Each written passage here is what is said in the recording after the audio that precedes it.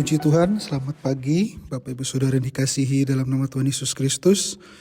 Pagi hari ini kita akan mendengarkan renungan firman Tuhan yang terdapat di dalam 2 Tawarik 20 ayat yang ke-15. Tetapi kalau kita melihat ini pembacaannya dari 2 Tawarik 20 ayat 1 sampai yang ke-30. Nah, saya akan membacakan ayat 15 saja. Firman Tuhan, dan berseru, camkanlah hai seluruh Yehuda dan penduduk Yerusalem, dan Tuanku Raja Yosafat, beginilah firman Tuhan kepadamu, janganlah kamu takut dan terkejut karena laskar yang besar ini, sebab bukan kamu yang akan berperang, melainkan Allah. Nah, di sini kita melihat Bani Moab dan Bani Ammon sedang berperang dengan orang-orang Israel. Yosafat mengalami kesulitan menghadapi mereka. Orang-orang Israel secara keseluruhan jelas kalah dari segi jumlah, orang-orangnya kelihatannya akan terjadi satu bencana yang besar. Sini Alkitab katakan bahwa Yosafat merasa takut. Nah, apakah kita hari-hari ini merasa takut dengan keadaan yang terjadi di sekeliling kita? Mungkin kita sedang diperhadapkan dengan masalah-masalah yang rumit dan kita merasa kesulitan dalam menghadapinya. Atau kita sudah merasa tidak mampu lagi menghadapinya. Mari pada pagi hari ini kita akan belajar dari kisah Yosafat ini dan melakukan apa yang Yosafat lakukan untuk bisa menghadapi masalah yang membuat kita takut. Nah, di dalam ayat 4 sampai yang ke-11 dikatakan Yosafat dan orang-orang Yehuda berdoa kepada Tuhan. Dan di ayat 12 mereka mengakui kelemahan mereka, tidak mempunyai kekuatan untuk menghadapi laskar yang besar itu. Tidak tahu apa yang harus mereka lakukan. Tetapi di sini Yosafat mengalihkan perhatiannya untuk mencari Tuhan.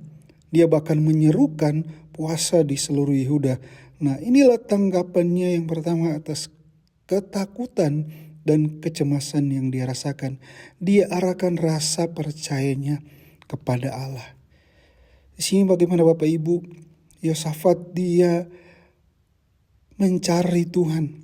Dia menyerahkan segala ketakutannya kepada Tuhan. Begitu juga dalam setiap kehidupan kita, mungkin masalah yang kita alami, pergumulan hidup, sakit penyakit, mari kita mau arahkan kepercayaan kita kepada Tuhan. Mari kita mau serahkan seluruh kehidupan kita kepada Tuhan. Percaya bahwa kita memiliki Allah yang besar dan kuasanya yang dahsyat, yang mampu melakukan yang terbaik dalam setiap kehidupan kita. Nah, pagi hari ini saya akan bagi beberapa poin. Di sini dikatakan ada beberapa hal yang Yosafat kerjakan dalam menghadapi ketakutannya. Yang pertama adalah dia menyadari dia lemah. Menyadari bahwa kita lemah. Nah, di sini dikatakan Yosafat mengakui bahwa dia tidak berdaya dan tidak tahu apa yang harus dilakukannya. Mengakui bahwa kita adalah lemah dan Dia Allah yang kuat. Mari Bapak Ibu Saudara tanggalkan kekuatan kita dan beritahukan kepada Yesus bahwa kita adalah seorang anak yang lemah. Maka kita percaya ketika kita menyerahkan setiap kehidupan kita kepada Tuhan, Dia akan bertindak atas kehidupan kita. Nah, yang selanjutnya fokus kepada Allah. Di sini kita melihat Yosafat berkata, mata kami tertuju kepadamu, bahwa kalimat ini tidak hanya menerangkan posisi fisik, tetapi satu bentuk hati. Ketika mata kita tertuju kepada Tuhan, mereka bukanlah melihat keadaan yang ada. Tetapi dalam ayat 15 sampai yang ke-17 dikatakan yang berperang adalah Allah sendiri, bukan Yosafat, dan Tuhan akan menyertai mereka. Nah, di sini bagaimana kita melihat penyertaan Tuhan ketika Yosafat fokus kepada Allah, bukan fokus kepada masalahnya, tapi dia fokus kepada Tuhan, bahwa dia menyerahkan kepada Tuhan, dia berdoa dan dia percaya bahwa ketika dia berdoa Tuhan akan menyertai mereka dan Tuhan akan memberikan mereka kemenangan.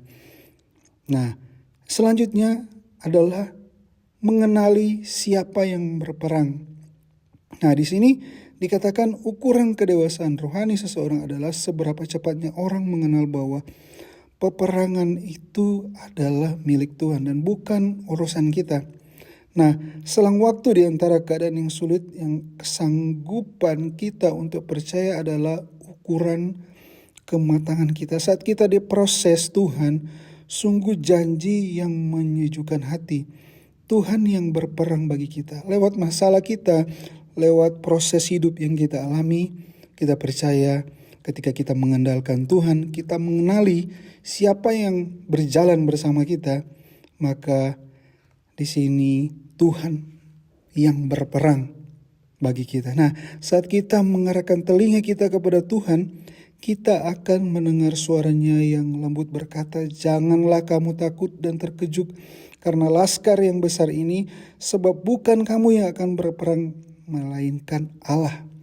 Nah, di sini dalam peperangan ini tidak usah kamu bertempur, dikatakan, "Hai Yehuda dan Yerusalem, tinggallah berdiri di tempatmu dan lihatlah bagaimana Tuhan memberi kemenangan kepadamu."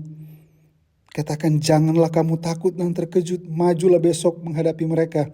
Tuhan menyertai kamu. Di dalam 2 Tawarik 20 ayat 15 dan 17 dikatakan, "Mari tinggal tenanglah dalam janjinya, biarkan Tuhan yang berperang bagi kita." Itu artinya jadikan firman Tuhan bagi hari ini sebagai panduan kita membuat keputusan dan ikutilah cara Tuhan dalam menyelesaikan masalah-masalah kita. Kita akan melihat hasil yang berbeda ketika membiarkan Tuhan yang maju berperang, karena Dia akan mengubah medan pertempuran kita menjadi lembah pujian. Nah, pagi hari ini Bapak Ibu, biarlah firman Tuhan yang memberikan kita kekuatan selalu. Jangan takut, percaya saja, tinggal tenanglah dalam janjinya.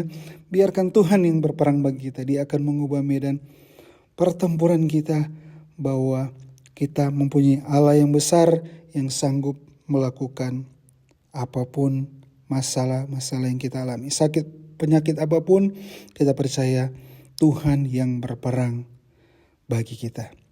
Pagi hari ini mari kita berdoa. Terima kasih Tuhan, kami bersyukur.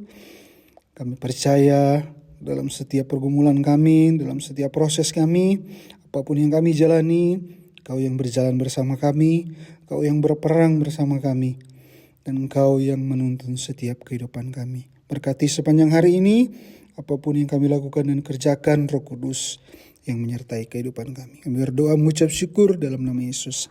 Haleluya. Amin.